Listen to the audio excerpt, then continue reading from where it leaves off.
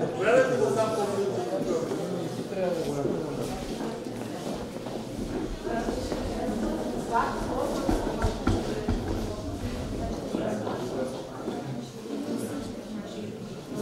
госпожо Саватева, госпожа Съдланска, приятели и колеги, преди 2 дни Георги Тодоров представи своя много богат албум в библиотеката, а тази вечер имаме удоволствието да покажем една част от творбите, които са вътре в него. Това е една ретроспективна изложба на един много богат, разнообразен, разнопосочен творчески труд, един дълъг извървян път, а той има още път да върви, разбира се. И макар и една част само от творчеството на Георги Тодоров, ще придобиете една много добра представа за неговите концепции, разделения, неговите творчески търсения и позиции. Но за да ви кажа нещо повече за автора, за изложбата, давам думата на госпожа Седларска. Дами и господа, уважаеми гости, приятели, радваме се, че присъстваме на една необикновена изложба на един изключителен автор, Георги Тодоров. Дълго се приготвяше тази изложба, очаквахме, че ще бъде концептуална и не се излагахме. Но има още нещо, тя е художествена. Когато видях портрета на майка ми, автопортрета със сферата, Христос Съдържител, разбрах, че този художник е достоен за големите галерии. Защо не е продължил? Само се казва, иска да бъда художник, но искам да бъда и писател, и поет, и така. Такава личност е. Многопосочна, многопластова, сложна. През всичко е минал, за да се стигне до центъра си. Тази изложба е, струва ми се, историческа. Защото, бидейки автобиографична, тя събира историята на изкуството, на културата, на живота, на социалния, близо 30-40 години. А това същество, Бургаско, е много интелигентно, много отворено и попива и трансформира, обработва всичко, каквото е станало. Затова струва, че тази изложба ще остане в историята, определено. Тази изложба е духовна. Духовна. Защото всичко това, което той ни го разказва, иска да убеди, че каквито и пътища да минаваме, но идеята е да стигнем до своя център, до своя дом. И ако някой да попита какво ние тук всички правим, той ще ни помогне пак. Той ще ни помогне. Дори в началото на книгата казва, цитира Лука 15-16 стих, притчата за блудния син. Един баща имал 2 сина, един е бил кротък, добър при него, а другия разпилял цялото богатство. Но уморен от грехове, той се връща при баща си, бащата е толкова щастлив, разплакан. Прегръща сина си и казва, приготвяме обощение. Нека всички приятели, роднини, гости да съберат, тържеството започва. Така че, приятели, ние сме тук за едно тържество. За завръщане на една красива душа в своя дом. Сега започваме така стандартно. Георги е наш любим човек, роден в Бургас, в центъра на Бургас, на тройката, дете на културни родители, докторско семейство. И тогава в Бургас всеки гледаше да вреди детето си в кръжок и школа. Изкуството си изкуство. И малкият Георги за първи път е в пионерския дом. Пионерския дом, така беше. Кръжок, пионерския дом, който кръжок е ръководен от Михаил Никола Светлина памет. Той ги учи на натюрморти, на рисунки, на графика. Една година по-късно, 60, знаете, тук аз съм 10 годишен. Една година по-късно този кръжок се поема от Райна Рачева. Там децата се научават на свобода, на въображение, помни всичко помни, всичко е записал. Сега, преди да продължа, това е най-дългата изложба, приготвена, която сме виждали някога. Значи, аз мисля, че от бебешкия си период до днес този човек е събирал рисунки с корабчета, човечета, рисунки, идеи, докато целият му живот е подготовка за тази изложба. Мисля, че не бъркам. Такова чудо не бях виждал. Хората за 3 дни се готвят изложби. И аз. Не бях виждал така. Тук е Енчо Рачев. Браво, Енчо!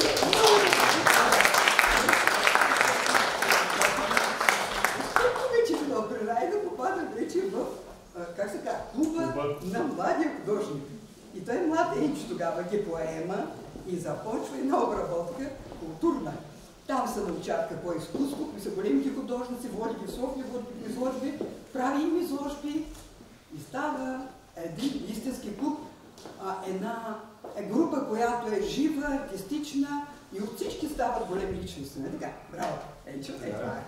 Той много се радва с децата си, много се гордей, правихме още изложби. Така че Георги е подготвен вече за голямото изкуство, за големите неща, влиза вече в английската гимназия. Нараснал е. Коя година? 70-та влиза в английската гимназия, там са будни, интелигентни деца, той не стои мирен и там. Какво прави вестник?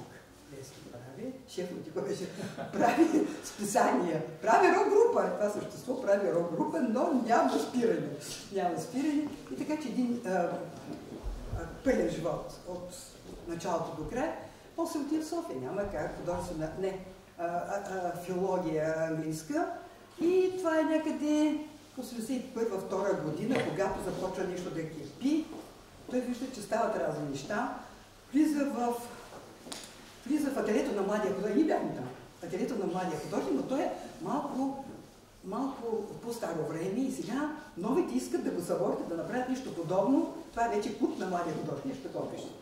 Сега, затова исторически този човек целият, защото попада в една атмосфера. Всички сме исторически. Не, за този период става дума.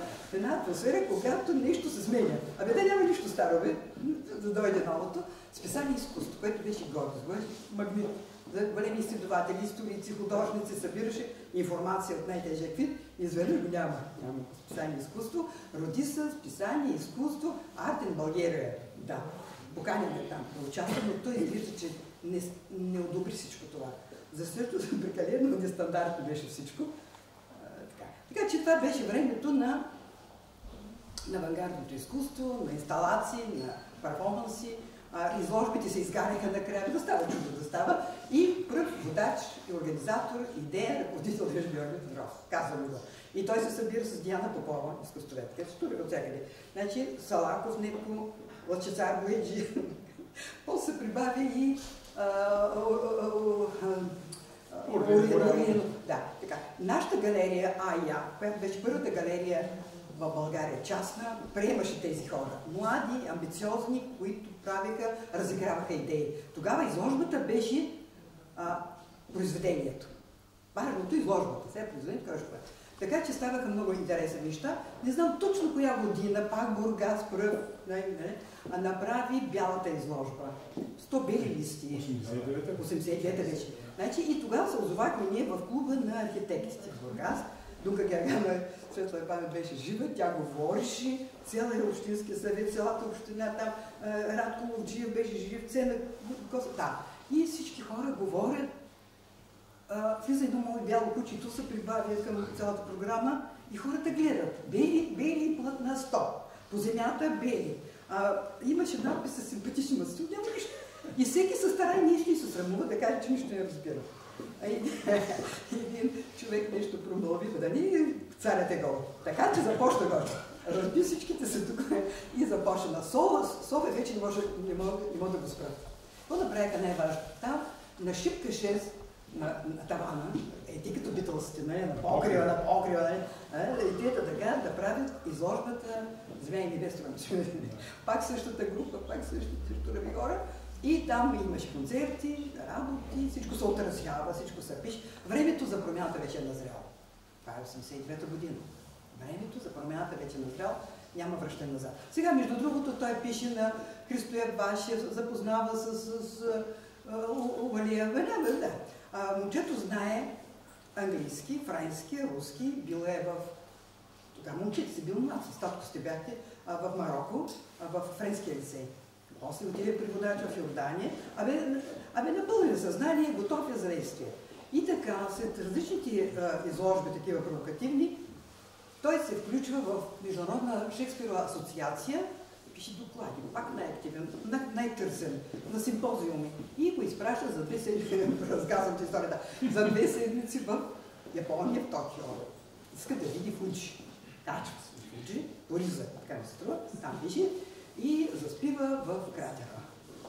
Да, студ. И чака нещо да стане, ако чудо не става, освен че се понастоява и сутринта, това вече е проявата тук, сутринта събира камъчета бели и прави рисунка на църква с амон, така, с апсида, обръща църквата към изток, към изгряващото слънце и започва малко някаква искра да светва в него. Той се го има, но има момент, когато трябва да включи и оттам нататък Георги Тодоров е тук. По-малко той става друг. Прави изложба в ротондата Свети Георги в София, прави храмовите 1-2 в Софийския университет. Много работи прави. Ходи в Фатон. Много работи става. Пише книги за духовност. Не можем да го изредим. Това е живот чудо. Чудо. Да не е жив и здрав гордост за Бургас. Сега, преди да излезем обаче, ще видим, че 10 години, тук ли го знаете, всичко се решаваше, това е проект за църквата, за параклиса Свети Николай. Покровител на Бургас на моряците. Той го направи чудесно. Знае, че ще стане на моста, в долната... Горната искаш? Да бъде горната. Ще го направим. Мина през благословията на Сивенския митрополит. Мина през благословията на стария кмет Йоан. Всички казаха да, но няма кой да носи вар. Няма кой да втручи. Но ще стане, защото идеята е вече. Бургас заслужава това чудо нещо. Сега, виждаме, че пътят е дълго извървян, но да стигнеш до тук, видението на... Тук е видението. Видението е тук и Георги Тодоров, той е концептуалист и е към Христос съдържител. Перфектно. Само това да беше направил, той е направил толкова неща. Може много да говорим сега. Какво иска да ни каже той? Той иска нищо да ни каже. Той за себе се знае. Но иска и на нас да каже. Всички ние, приятели, сме блудни синове и дъщери, докато не се събудим. И ако правим грешки по пътя на осъзнаването, те са само жалони, те са само знаци. Не бива да се съдим, щом сме намерили пътя. Идеята на нашия живот е да се върнем към себе си, в собственото си аз при Отца. Какво казах, не знам. Доволен ли си от нас? Виж как да го срещаме с обич. Той човек е достоен за...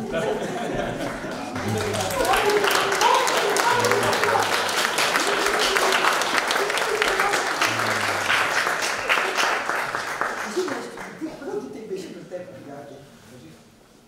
Чуваш ли добре? Да кажеш две думи. Отседнало положение. Отседнало положение. Кажи, какво дете е бил при теб?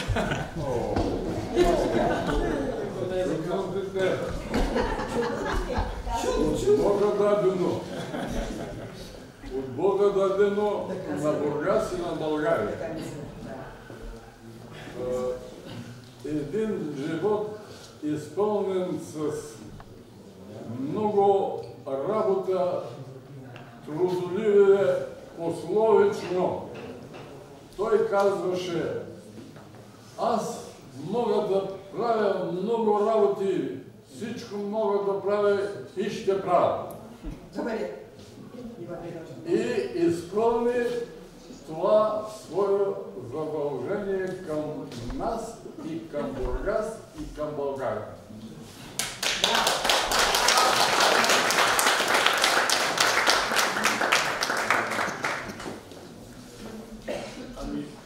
Аз след всички тези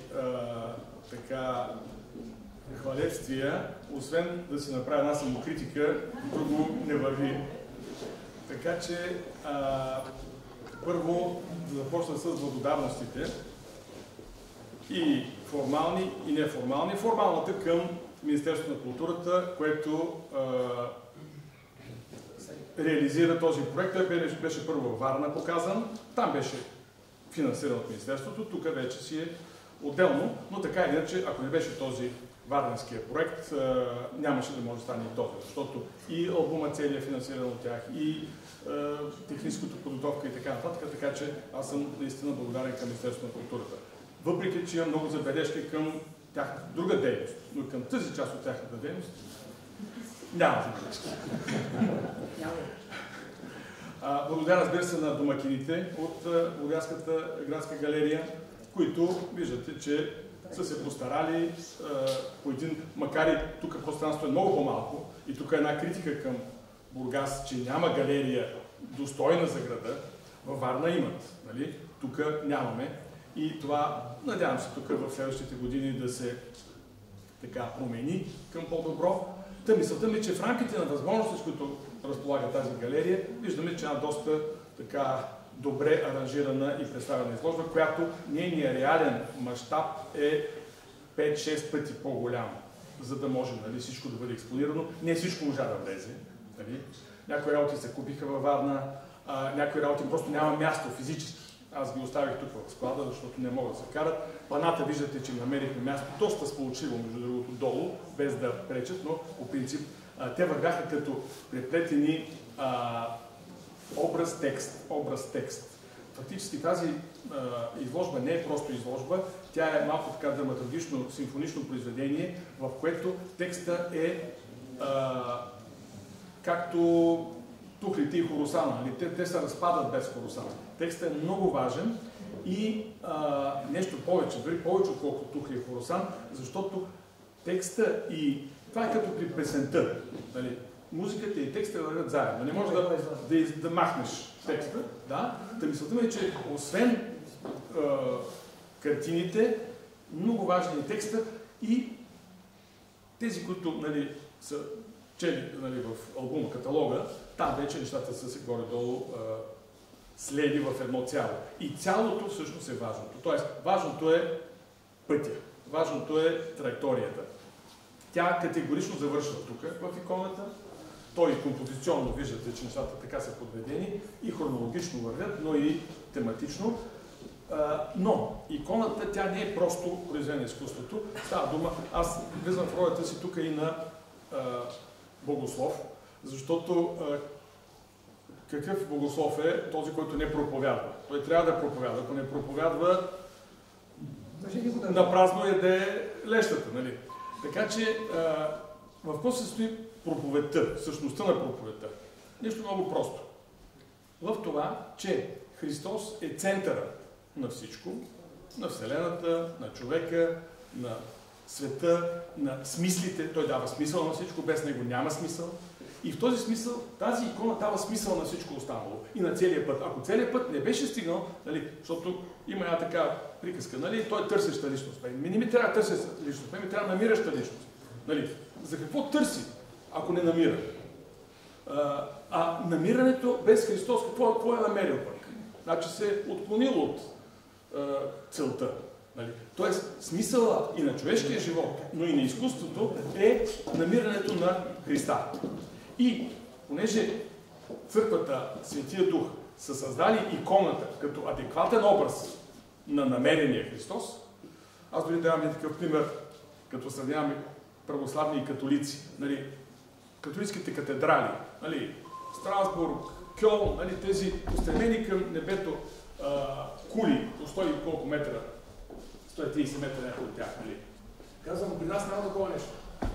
Не се стремим към небето. Ние го имаме тук. Затова при нас е купола.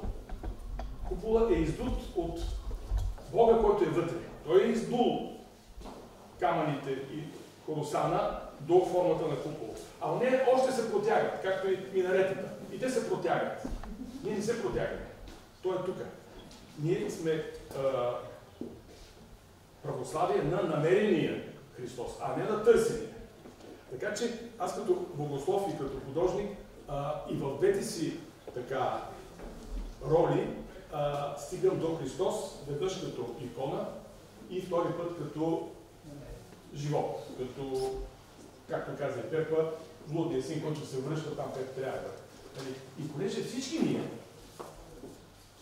знаем или не знаем, сме някъде по пътя на блудния син. Всеки може сам да си разбере къде се намира. Нали? Четеш притчата за блудния син и казваш, аз съм тук. В точка първа, точка втора, точка трета, четвърта, нали? И всички сме призвани накрая, защото всички сме грешни. Това е много важно, че няма чисти праведници, освен Христос, разбира се. Да, поради тази причина всички сме в тази траектория. И всеки може да се изчисли докъде е стигнал и какво прави там. И когато се върне при Отца, т.е. при Бога, тогава той осъзнава първо, че е никой, че е нищо, Но в това нищо се съдържа Божия образ. Това не е важно. Всички ние, без изключение, престъпници, грешници, имаме Божия, сме създани по Божия образ. И в този смисъл, това е така добрата новина, благата вест, че първо, всяка картина на всеки художник е автопортрет. Сезанн, когато рисува ябълките, си прави автопортрет. Това, когато рисува слънчогледите, те са перфектни автопортрети. Всички картини на всички художници са автопортрети. Но добрата новина е, че понеже ти носиш Божия образ, в тези автопортрети се съдържа зародиша на ето това нещо. На връщането към истината. Но в зародиш. Ние вече трябва да го осъществим и да стане реално, а не само потенциално, както е във всеки. Във всеки е потенциално. Но за да стане потенциала реалност, трябва покаяние. Трябва завръщане. Трябва да кажеш, сгреших и се връща. Така че за мен притчата е смисъл на човешкия живот, смисъл на тази изложба, смисъл на всеки един от нас. И аз се радвам, че лично аз за себе си успях след падания, ставания безброй, най-накрая да се прибера от дома, да се подредя, да се успокоя. Не, че съм станал праведник. Всеки ден греша, всеки ден, без изключение, но поне знам къде ми е мястото и къде трябва да отида. Това е плюсът от целият този живот и всички тези проби и грешки. Сега извинявайте, че малко така... Да. Продължих, но още веднъж да благодаря на Енчо специално, защото сме и други членове на неговия клуб, но тази атмосфера, която аз последнах да правя албума и като така прехвърлих нещата, които сме правили и в клуба, си казвам, чакай сега, тук ми се губи нещо в тая цялата атмосфера. Няма я цензурата, няма го социалистически реализъм. Не съществува. Така че ние слагаме ни щампи, бяха такива ремата, не е вярно. Бяха и такива, и такива, и такива. Та в този клуб тогава си имаше една свобода, имаше си една адекватност на времето. Изобщо не бяхме някаква лука провинция, която гони Париж, нали? При цялото време си така се ряха часовника и бяхме в час. И в този смисъл, това, което той така успя да създаде чрез тази група, която бяхме тогава, си даде своите резултати. В този смисъл още веднъж така оценявам и съм благодарен за тази възможност, която имахме. Разбира се, трябва да благодаря и на всички други, моите приятели, които, вие знаете, човек е съставен от 150-200 души, които са го изградили. Той никога не е сам, никога не се изгражда сам. И в този смисъл ние сме едно цяло. Дали сме така в Христа едно цяло, което е идеалният вариант, или още се месите стото, това е друг въпрос, но би трябвало, както казва Достоевски в Брата Карамазови,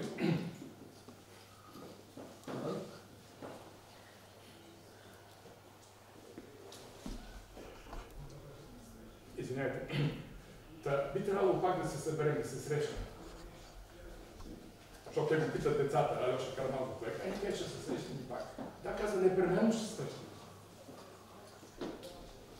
Дай може да се съберем в царството,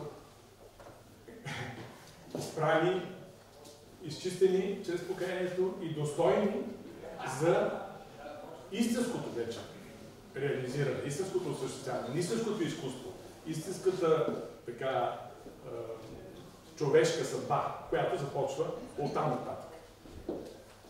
Благодаря.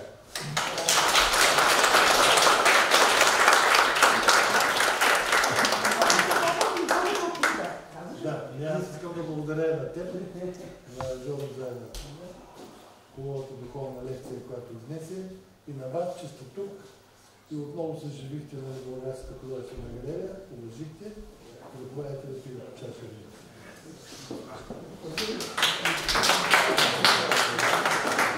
Още едно съобщение техническо, че в понеделник в библиотеката в 6 часа ще представя книгите, които са направил, включително и художнически такива в един екземпляр. А във вторник в казиното, пак в 6 часа, е една лекция при Клуба на философията на Бургас, лекция на тема глобалната деменция и края на времена.